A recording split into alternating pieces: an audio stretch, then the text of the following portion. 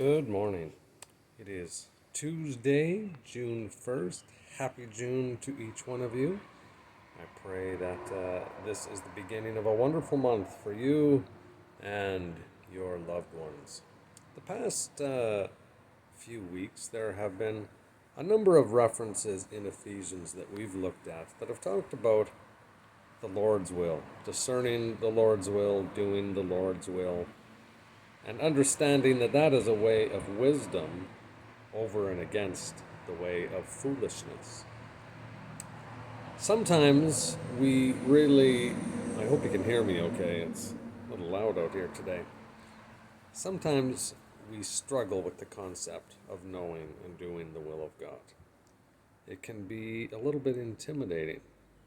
Sometimes it might seem easier when it's a huge issue, a really focused moment in time when we have to decide something. Sometimes that can be easier or more stressful, but it also can be challenging just on a day-to-day basis. How do I know His will and live it just in my regular life? Well, Cheryl's devotional thought today helps us to think about those times when, especially as a congregation, we wonder, how can we serve God? How can we know His will and maybe do something significant in our community or for the world, for missions? Cheryl reminds us of 2 years ago when we took up the challenge of the container. She writes, when Wally and Florence asked the church to honor the poor in and around the church in Bamenda, Cameroon, by loading a 40-foot shipping container. I think we actually did 20-foot, didn't we? Or did we get the big one? I think you're right. A shipping container with goods to be sent to Cameroon. It seemed like a monumental task. Honestly, even I had doubts about it, Cheryl writes. First thing you need, though, in a step like this is, number one, to make a commitment, you need to set a goal.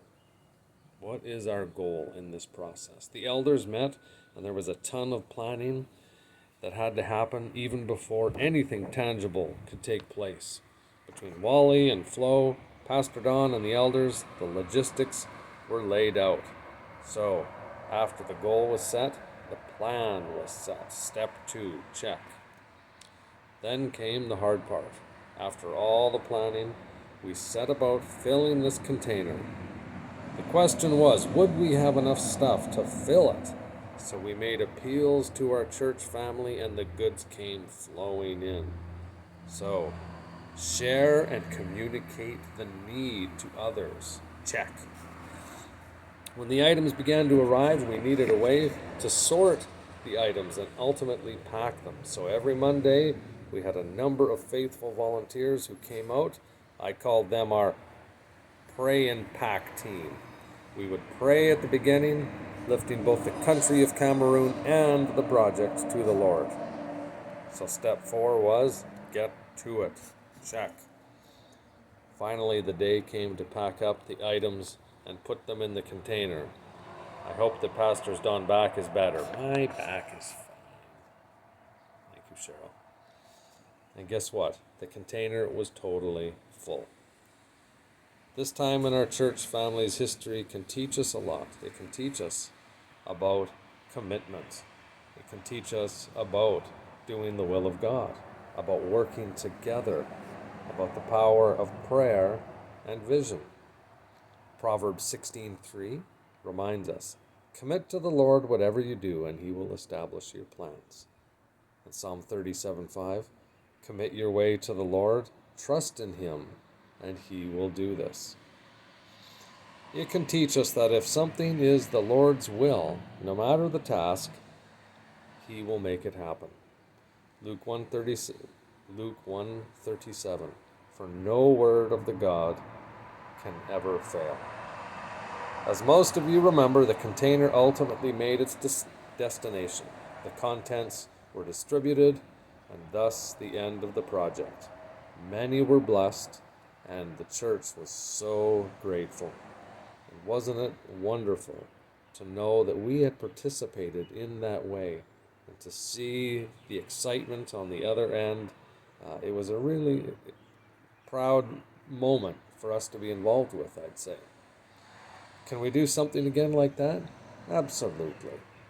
So let's remember, we want to contribute, we want to serve, we want to make a difference in this world, we want to know the will of God.